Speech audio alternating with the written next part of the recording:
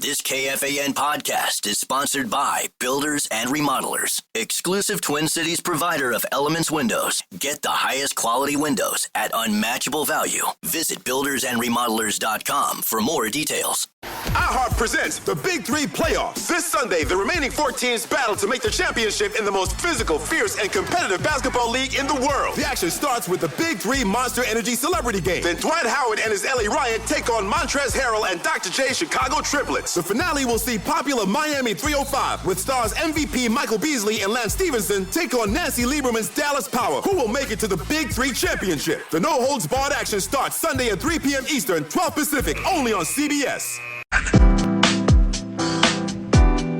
We all remember that one teacher who made a difference, believed in us, challenged us, or just made learning fun. Well, now is your chance to say thank you in a big way with iHeartRadio's Thank a Teacher, provided by donors Choose.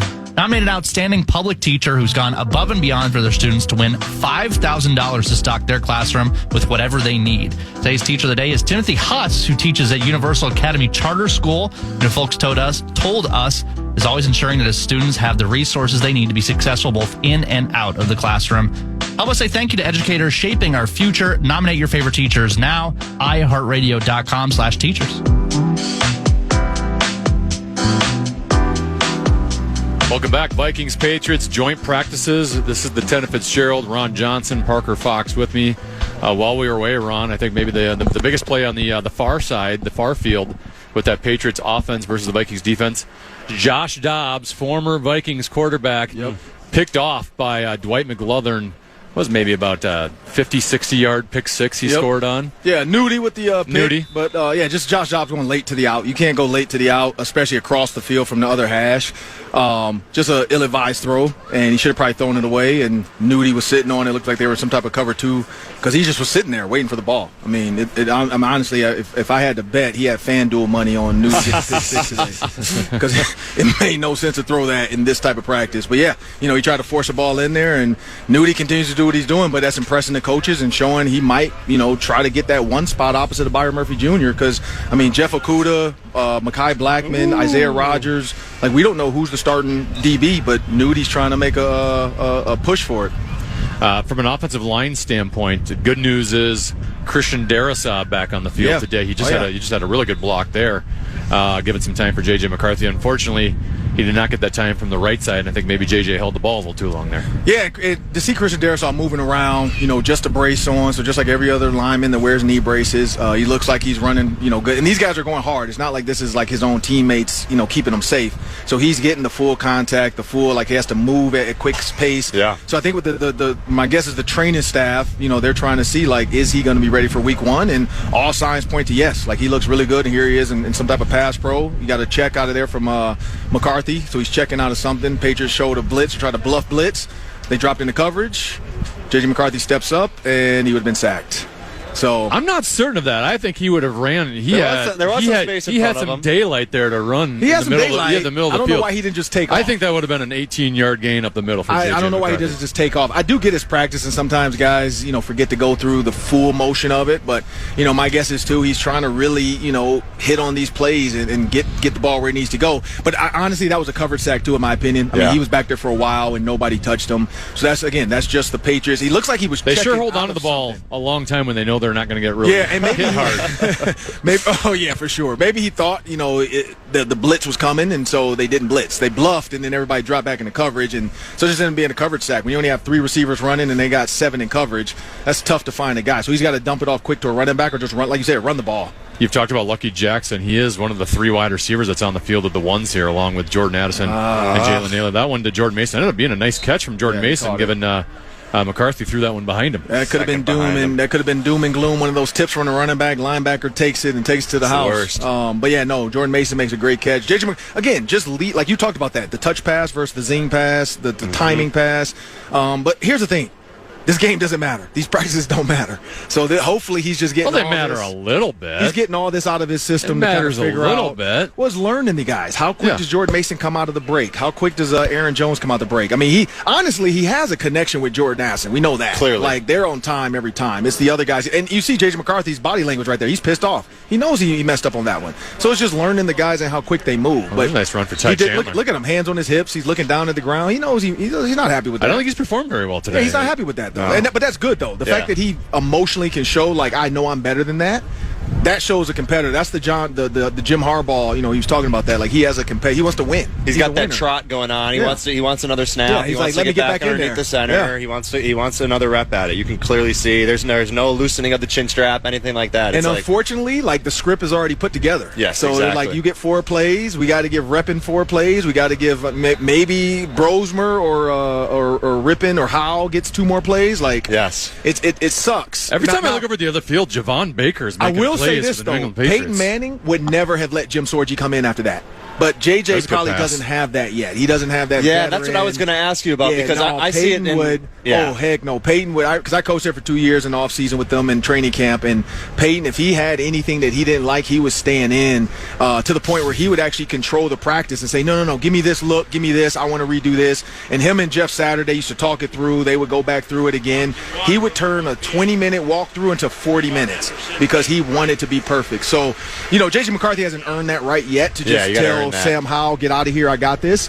But Sorgi can tell you stories about that. He used to always get bumped where he'd be like, I'm supposed to get the next 4 plays. But he's like, no, you get 1. I'm taking these next 3 because I wasn't happy with my goal. But again, that's just a young quarterback. He'll learn, he'll figure it out, and he'll become a veteran after this. And when he wants to take over and say, no, I'm not coming out, he won't come out. Good middle route there from Rippin over the middle to. Oh, Rippin's feeling the fire. He feels that Brosmer heat coming from the sidelines. The Thayer Thomas there hitting that across the middle.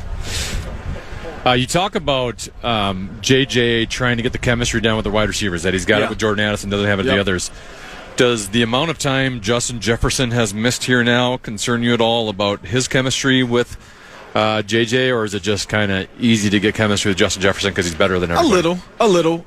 Here's why. Peyton Manning is a Hall of Famer, and he would get up every morning or every other morning. Big play for the New England offense on the other side over there. And kicked the ball into the stands. Into the stands. Lucky souvenir for the top row there. He just got a flag. The referee threw a flag. He kicked it into the stands. Dude, this is team. What are you doing? You need that ball. Who is that, PA? Kicking the ball into the stands over there. That was your guy, Mac Hollins. Was it Mac? Yes. That's the guy to do it, I'll tell you what. I've been watching some videos on him. He doesn't like to wear shoes into the arena, into the stadium. He likes to ground himself. Oh, yeah, I've heard about that. Yeah, he's got a lot of interesting stuff going on. He likes to feel the earth. He probably has crystals in his locker. Probably some crystals. Probably some. Probably got Aaron Rodgers' number on speed dial somewhere too. Ayahuasca. Yeah, doing the whole deal.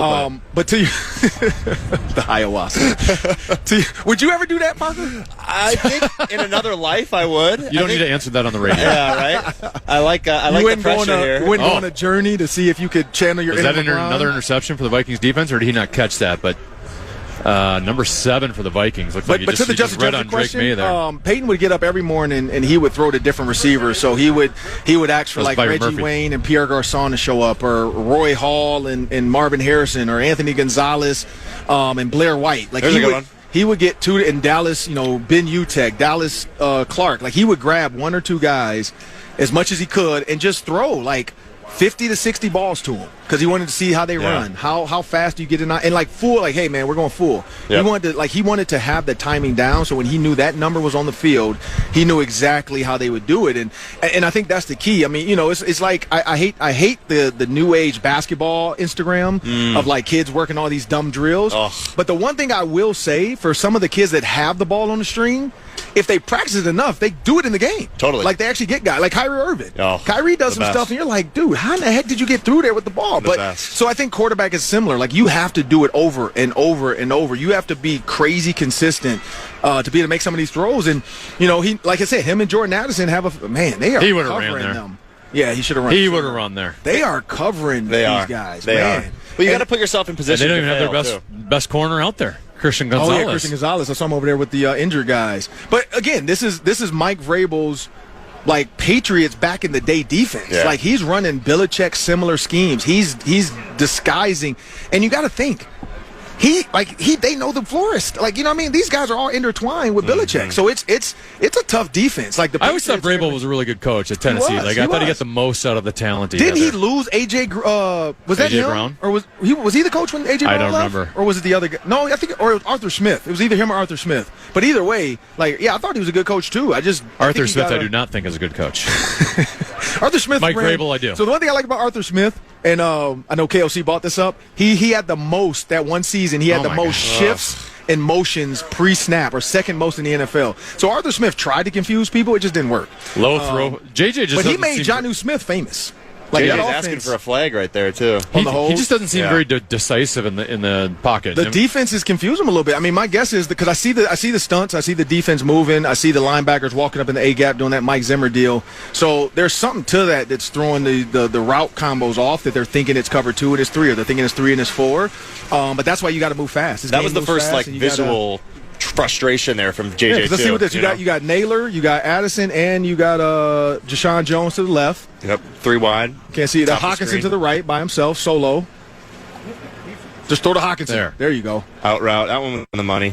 There you go. That was one of the first ones where he did his 3-step drop and got rid of it right away. Here's the thing. If you got Hawkinson one-on-one with a corner, all day you long. Throw it to him all day long. You know, that's like having Parker Fox in the post and you got Tennafitzgerald guarding him. What's that supposed to mean? You give Parker the ball. You better take the charge. That's what it's supposed to mean. You give him the ball. Stick your nose. I already know how to get to Parker. I just nail his knees from behind. Just go after the knees. That's a good way to do it. That's when I was growing up in Detroit. It was mouse in the house. Hey, come on, keep giving it to him. Keep giving it to him. Then you get the hand signal right, and then you step on it. The classic. If you got Hawkinson, if I played Parker one-on-one in basketball to 50 points. 50? Wow. Okay. How many would I score?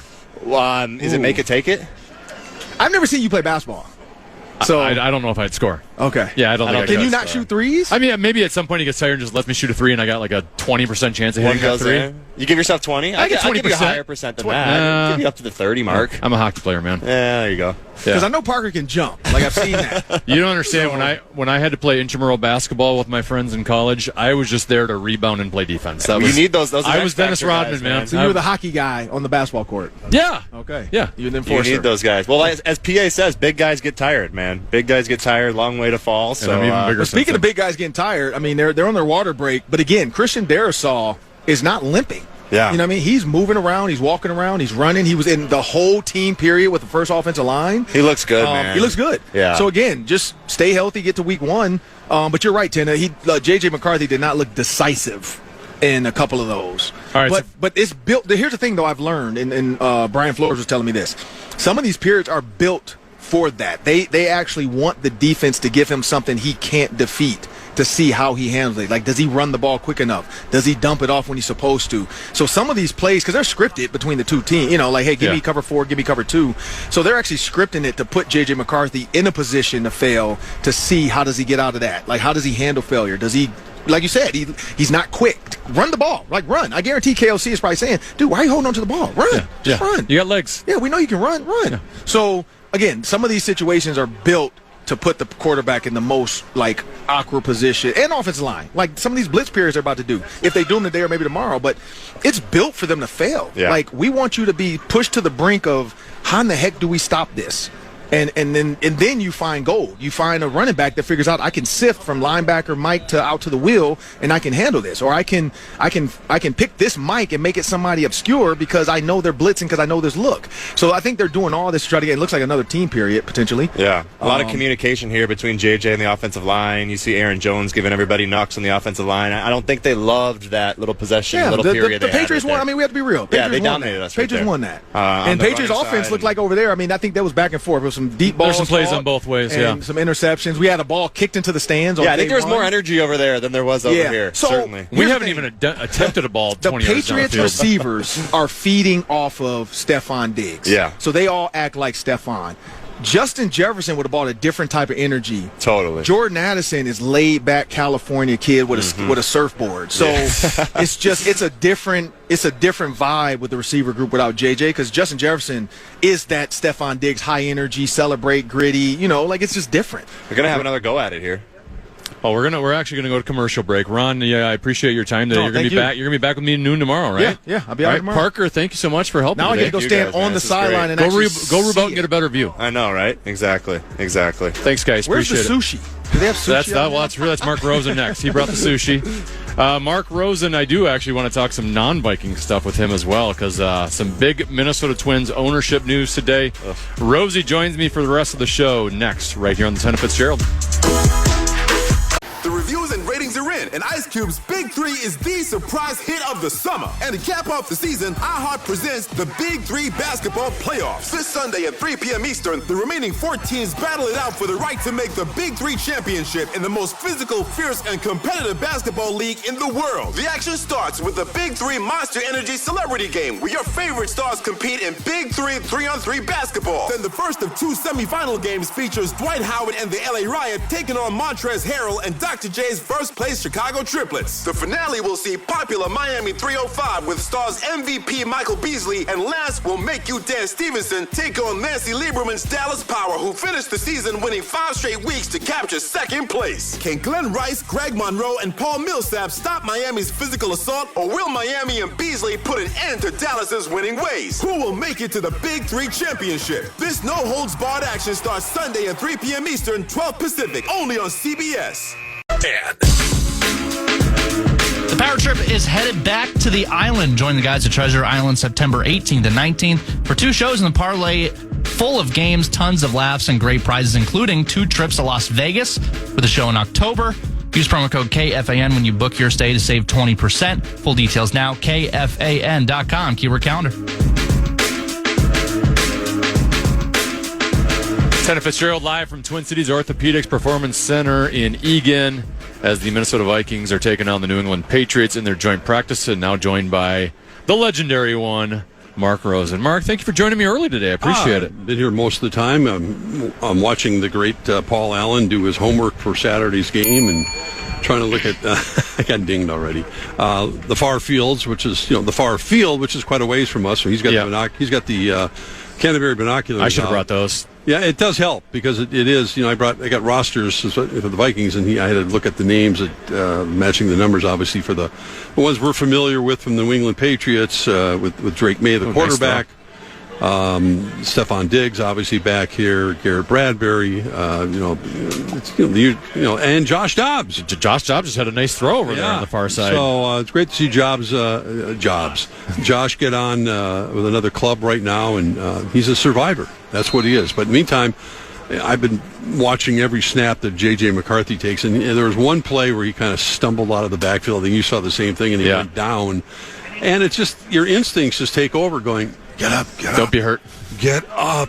Because his feet kind of slipped a little bit. Yeah, they did. It wasn't like a natural movement, and it just shows you this is why I think, the only time we're going to see J.J. McCarthy the rest of the preseason is today and tomorrow, and that's it, and then he'll get ready for the Bears. So far today, when Ron Johnson and Parker Fox were here, we haven't had a lot to cheer about for the Vikings offense against the Patriots defense. During the commercial break, we finally heard a roar from the crowd. That was a Aaron Jones screen, 60, 65 yards for a touchdown. It included a Donovan Jackson pancake block, and the fans went crazy. Yeah, the rookie looks good. Donovan Jackson is going to have every opportunity. I mean, it's encouraging not only to see him out here, but even more importantly, to see Christian Darrisaw participating at full capacity.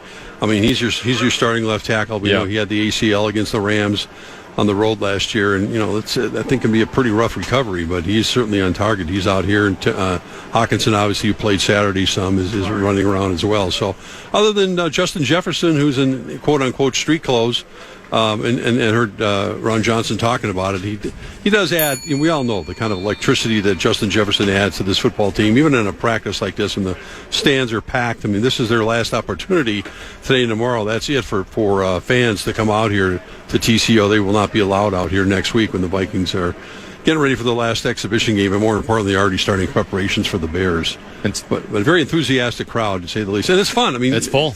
I mean, it's fun because this is, we've been out here a couple times with just normal, quote-unquote, practices. I've seen these over the years. We talked about it on your show yesterday. Yeah, I saw that. Drake May to Keyshawn Boot. Is it Is it Booty, Paul? Booty? Booty? Boutte. Well, I remember when he got drafted, there was some discussion about how you actually pronounce his last name. Booty. Yeah. Nice pass. That was on the run there from Drake May. May's and I've heard Keyshawn Boutte has had a pretty good camp for the New England Patriots. This is fun. I mean, I mentioned with you yesterday. I mean, I know it's never going to happen, but these scrimmages with when you get the ones against the ones, which you'll never see in a preseason game for the most part, really, in a sense, should replace the preseason games because I know there are jobs to be won. Another deep throw. I see that. Oh, just barely overthrew him. Yeah. But Dobbs got a gun. One thing I've noticed so far is on the New England offense side versus our defense, they are stretching the field. The Vikings, on the other hand, when we've had McCarthy in, I don't know if we've thrown a ball 20 yards down the field yet. Not that I've seen. Yeah, a lot of stuff over the middle, and letting him work. And I think we're going to honestly see a lot of that beginning. Brosmer is throwing a fade to Luck. Yeah, he's got it. Who's that? Number 14. Tim Jones. Of course, Mr. Jones. Max Brosmer. Nice throw by Brosmer. Continues to impress here. Just in your mirror, be closer than they appear. They're trying to make life difficult. And he's getting very limited run today, right? He's not getting much. It's mostly J.J. McCarthy, and then you're getting a fair share of Sam Howell. Yep. And then when they've had a third group come in, they've kind of rotated between Rippin and Brosmer, and they might get a couple plays, and then they're out. Well, that's why, again, this is about the first team and J.J. McCarthy and the first team offense and defense. The time that we'll see, Brosmer and obviously Sam Howell, et cetera, will be, in the game against New England on Saturday afternoon. The starters obviously will not play. I mean, I think it's going to get fewer and fewer as we go along. And then Pulaski, McCarthy's back on the field as well. I think most of looks like the second team. Yeah, we got Hawkinson, Naylor, Addison all out on the field. Yeah. Aaron Jones on the field. I'm just kind of fake hand off to Jones.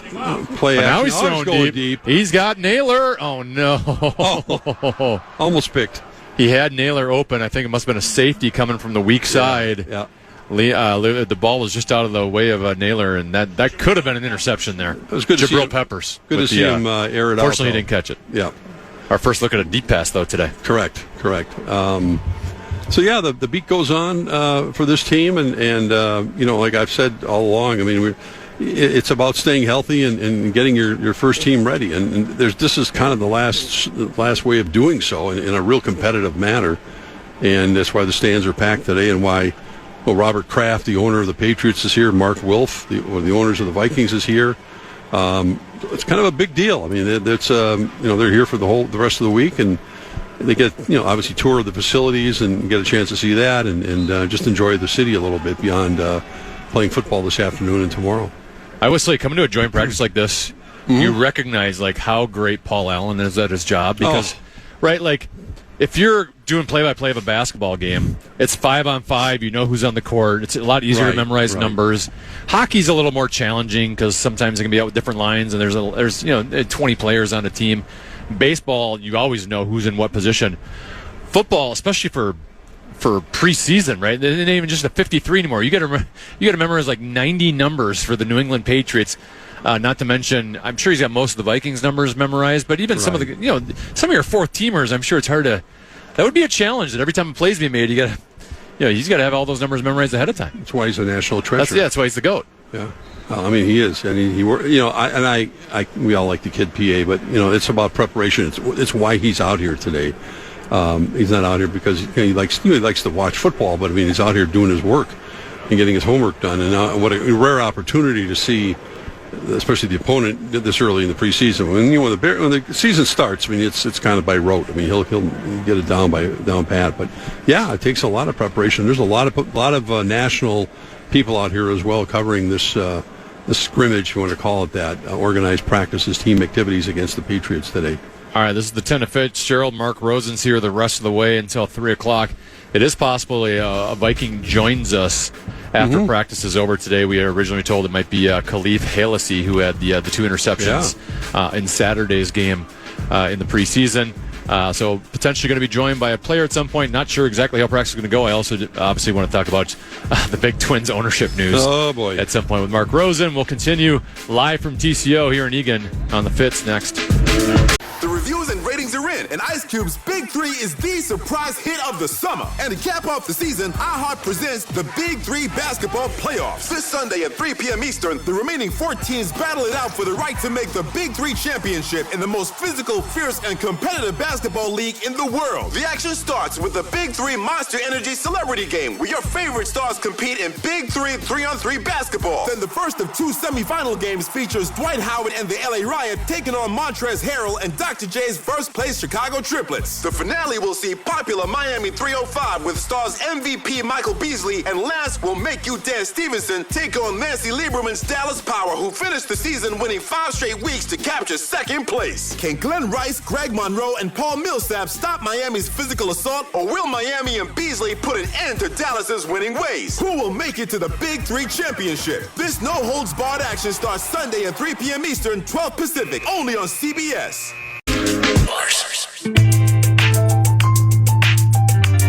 Mall of America's mystery cards are back. We're bringing them to you all summer long. Come grab yours at KFAN events throughout the summer or wherever you see our KFAN street team. And make sure to redeem them at Mall of America for fun prizes and big discounts. Full list of events, KFAN.com, keyword calendar.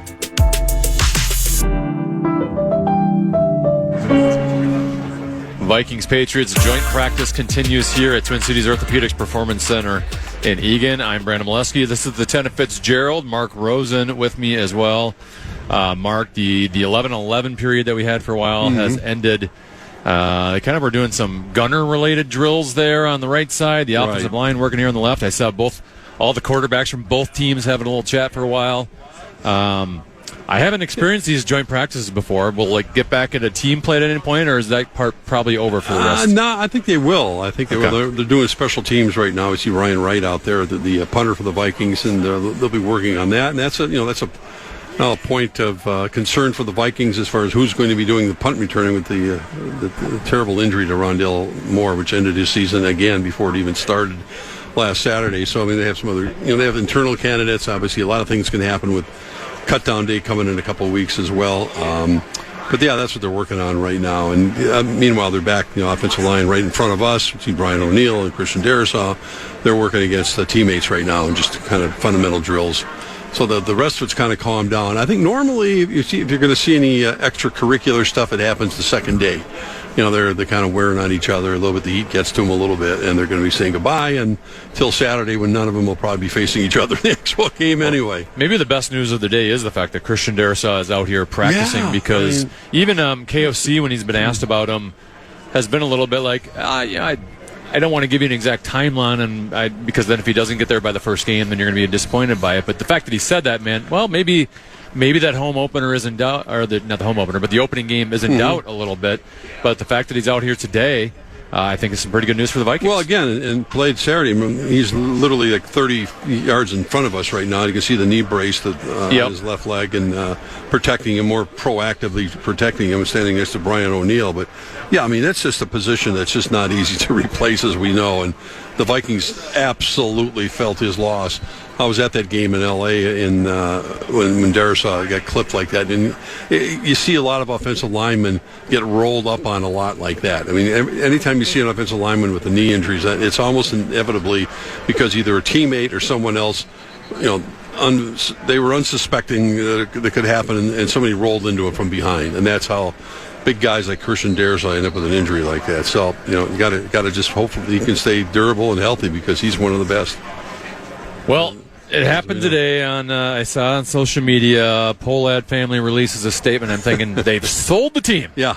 We're ready to move on to the next chapter. Right. Here's what the statement read. For more than 4 decades, our family has had the privilege of owning the Minnesota Twins. This franchise has become part of our family story, as it has for our employees, our players, this community, and Twins fans everywhere.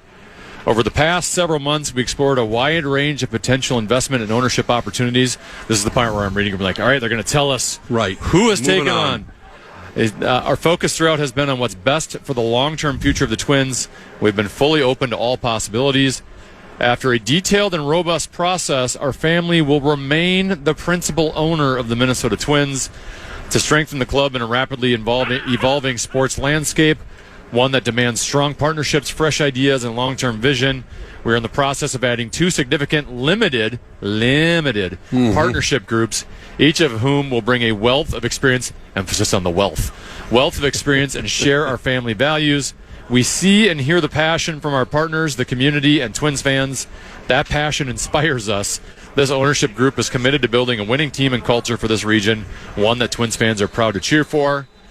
These transactions are subject to approval by Major League Baseball. Once the approval processes are complete, the Minnesota Twins and the Pohlad family will share additional details regarding the limited partnership groups. Rosey, your thoughts? Take a deep breath. First of all, normally the host of this show, you're going to find least surprising, has been texting me all morning. I think he's on vacation. You said your sources said they were going to sell it to someone else. I will tell you this. No, I guess that's fine. I guess they did sell a portion of the franchise.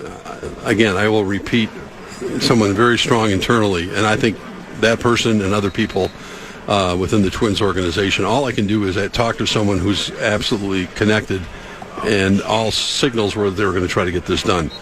Until Joe Pohlad makes a statement, and I think, and I've seen other people kind of weigh in on this, potentially there's some infighting going on. I was going to tell you, the host of the show has been texting me all morning about this whole thing, because I thought, on vacation, go hit some more golf balls. And then he starts arguing with me about Louis Varland. And he has 2 passions in life, golfing and getting you going. And irritating me. Yes. We've had situations in this town with, obviously Norm Green comes to mind more than anyone, the Bidwell family. I think I go back to 1984 when Robert Irsay moved the Colts out of to Baltimore in the dark of night, right? I mean, so there's owners that have kind of really snubbed the fan base. Yeah. This one, just reading all the comments today, and you can't just use social media but I think it's a pretty good indicator. This is stunning. I mean, unless the limited partners have the deep pockets that are necessary to at least try to get this team back to relevance, it's a conversation. I don't think they have it for relevance. I think they have it to get the Pohlads out of the debt apparently. Well, maybe that's it. Their TV deal sucks. They don't really even have a TV deal. There's all sorts of other reasons, but they're all excuses. When you have the family wealth that the Pohlad family has, and they teased us for a while. Carl did bring us a couple world championships, but a lot of people listening right now weren't even born when Kirby and Herbie and the rest of the gang in '91 did what they did, and they've had a bunch of they've had a bunch of divisional championships, playoff appearance even as soon as 2 years ago, which resulted finally in a victory, and then they bottomed out after that. But this is it's such a slap in the face, because I don't even know where to begin on how, after the fire sale, the players, and for the most part, and that's what I was arguing with Common about today. I said I had no problem with potential free agents, the Willie Castros, the Ty Francis, these guys that aren't going to be a part of this team. That's fine. Even the Paddocks, even the Correa thing, the way it worked out, I think they could have gotten a good warm body for him in addition to just giving up just $30 million. But when you watch not last night's game, which was a disaster again against New York, the night before when they were kind of hanging around 3-2, and I think we talked about it yesterday. Yes. Brought in a guy named Kreese or something. I don't know. Was that his name? I mean, no more Louis Varland, no more Griffin Jacks, no more Duran, no more. They don't have any legitimate, kind of late inning relief to kind of at least, And those guys were under control for a couple years, right? Yeah, exactly. That puts your finger in the dike. As Varland basically for minimum wage. Yeah. And that's the stuff that you go, no, they're not serious about anything. And maybe other people saw this coming. I thought I think the longer this went on, the worse they got. I mean, that the potential of having someone buy this team and the price, the dollar amount, I don't know how much the fire sale has to do with the price. I think the TV, as I mentioned, I think the lack of a TV deal has something to do with it. But you look at, there are comparable markets that have solid. Look at Milwaukee right now, the hottest team in baseball. I don't know. I have to look what their payroll is, but it's just that the Pohlads know they just, and they're so bad at communicating with the public. I mean, Carl was a banker, and I used to have some private conversations with Carl. He was uncomfortable. Much the way Ziggy Wilf is uncomfortable talking to to basically the fan base. That's why his brother Mark does most of it, right? And he does a really good job of that. He knows what his strengths and weaknesses are. Yeah. Ziggy will say a few words, but it's Mark Wilf. And the ownerships, otherwise in this town have been pretty solid. I mean, you can criticize Leopold if you want. You can criticize, what the Timberwolves have now. Of course, they have switched ownership, but I think it's such a. But the other owners, you at least felt, while they might have had some flaws, that they wanted what was best for the team in terms of winning on the field or the court. Joe Polad's very young, and I've really been around enough of these guys and think he's capable of knowing what to say and how to say it, even if some of it's BS, to get in front of a battery of microphones like he should be doing today and telling people what is going on. You need to message the fans who are going to be. Some of them will be back at Target Field tomorrow night when the Detroit Tigers come to town. Yeah, beginning a 7-game homestand. Yeah, so good luck to the Polettes there. Yeah, they finish up against the Yankees tonight. Joe Ryan, who will be a topic of conversation. Are they going to trade him? Are they going to extend his contract? I mean, that'll happen as well. But you need to get in front of the story. You can't just issue a PR press release and think, okay, we did our job. No. Read social media. You think our fans are passionate? No, they're pissed. Passionate. I mean, you did this, and then they're thinking, well, we're going to get new ownership in here. I don't know. I mean, again, until we talked to a couple other people to find out. I mean, I've read one account that it was kind of like there was a division in the ranks in the Polad family. That Joe's running it right now. I mean, he's the guy. Jim got out of it. Bob Polad's running the bottling company. Bill runs the movie company. And that's kind of it. They got lots of money. Henderson on the other field. Oh, my gosh. He's just flew by. That dude. That was a long touchdown. I watched him last year for Ohio State. I know he was a second-round pick. I know he had some fumbling issues, I think, last year. But that guy's a stud. I mean, he stays healthy and doesn't put the ball on the ground. He's going to help that team a lot. And they need a lot of help. The Patriots are getting back to that. But, yeah, I just don't know. The press release you read, I mean, it's just, it's gobbledygook is what it is. There's nothing there to signal the fans and make them feel better about what didn't happen today. Yeah, what's transpired here over the last couple of years has just been the absolute gut punch to Minnesota Twins fans. And we've documented it. We talked about this it starts when you finally break through and you win a playoff game, and then you could make a playoff series, and fan spirit was as high as we've seen in a long time here with the Twins, and you immediately make the decision to slash payroll. I mean, the timing could not have been worse. You've kind of the first time ever. I mean, we've heard the common mans of the world rip on ownership, but for most fans in Twins territory, we're still always giving the Polads the benefit of the doubt, and they go and do that, and then you finally kind of get some negative PR towards ownership. They say, all right, we're going to sell this team, and you tease the fan base there, and then you come into the season, the team's not very good on the field.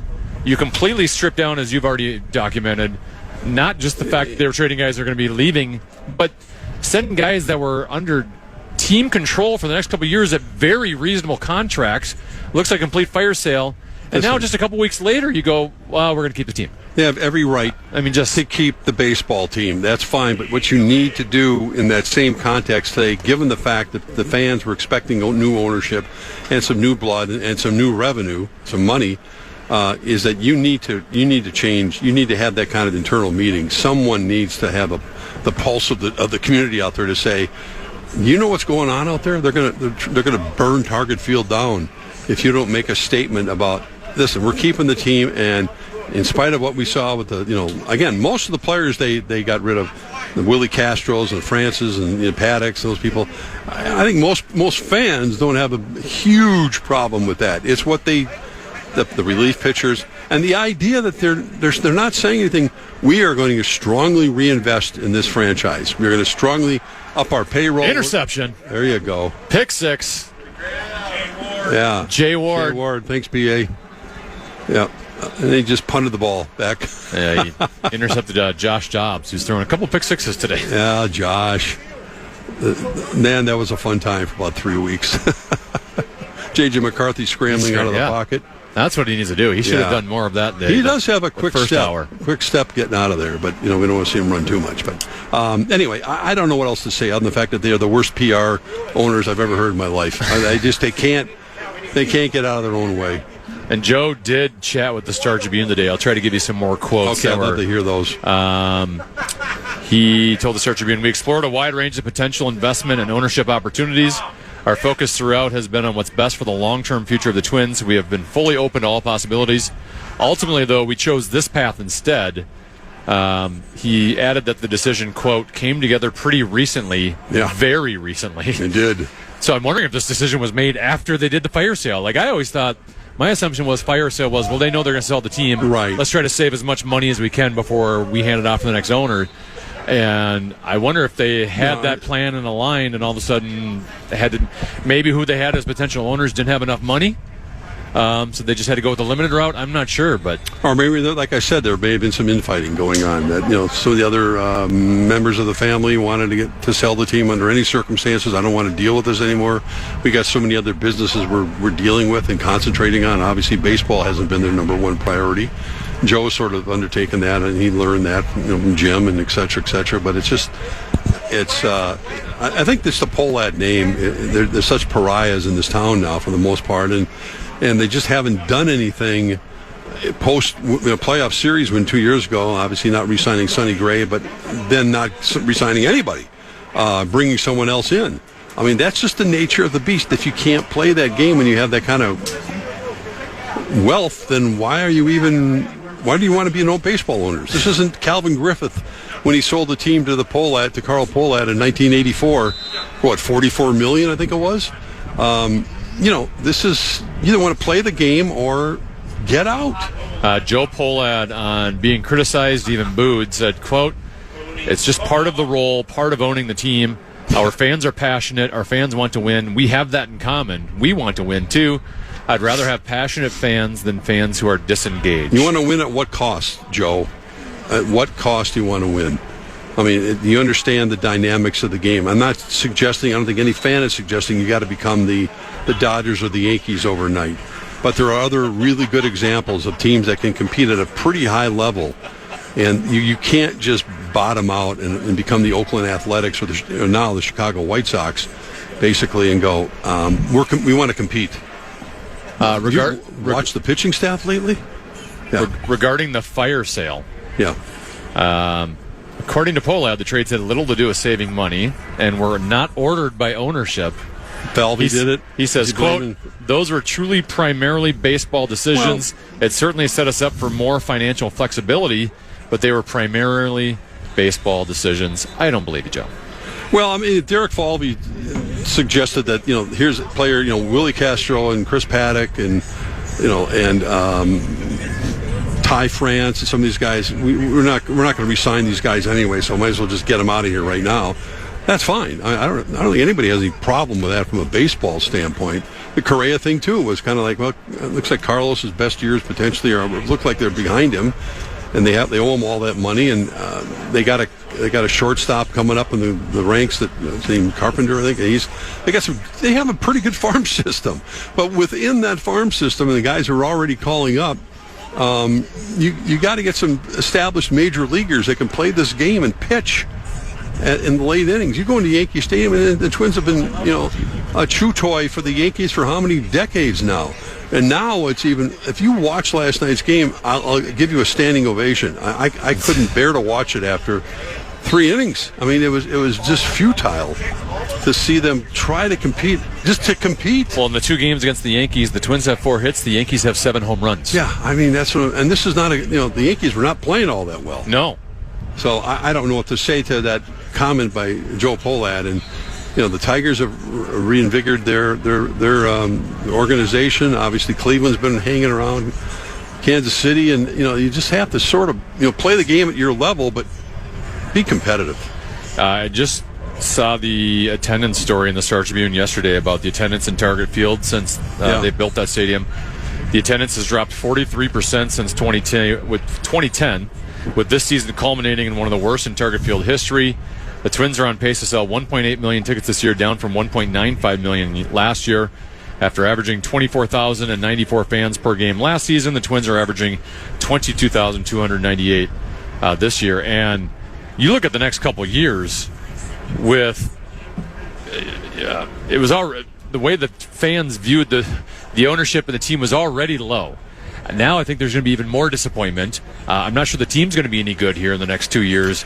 I can't imagine how low attendance is going to be here coming up the next couple seasons. And the PR is so bad, as you mentioned, with the Twins. It's going to take. This isn't going to just change around in a month or two here. It's going to take some time for them to get back in good favor with Twins fans. And let us not forget, going on a trip down memory lane, that the Twins insisted on needing a new ballpark to compete. They needed Target Field. They needed to get out of the Metrodome because in order to compete with the rest. And we've seen really nothing to suggest that that's going to happen. With the occasional signing of a big name like a Carlos Correa, only after he turned down 2 other teams, basically, that those contracts fell apart before he ended up coming here. But that's a whole other story. But no, they haven't stuck to their word about competing and trying to compete. Yeah, they got some nice young ball players, and they got some guys coming down the pike that are going to be probably awfully good too. But that's there's still big. There's still ifs. You can't just rely on those young guys. You got to have established players, and you got to spend money. And sometimes it doesn't work out, and you have to shrug your shoulders and move on to the next one. But they're not in that kind of business right now. All right, Vikings-Patriots joint practice. They've gone back to 11-on-11 play, so maybe we'll break some of this down. On the other side of the break, we got 1 hour to go. We might be joined by a Vikings player later after practice is over. Probably another half hour left of Vikings-Patriots joint practice, but we'll continue to let you know what's happening here between the Vikings and Patriots on the other side of the break on the Tennafitzgerald. Presents the Big Three Playoffs. This Sunday, the remaining 4 teams battle to make the championship in the most physical, fierce, and competitive basketball league in the world. The action starts with the Big Three Monster Energy Celebrity Game. Then Dwight Howard and his LA Riot take on Montrezl Harrell and Dr. J Chicago Triplets. The finale will see popular Miami 305 with stars MVP Michael Beasley and Lance Stevenson take on Nancy Lieberman's Dallas Power. Who will make it to the Big Three Championship? The no-holds-barred action starts Sunday at 3 p.m. Eastern, 12 Pacific, only on CBS.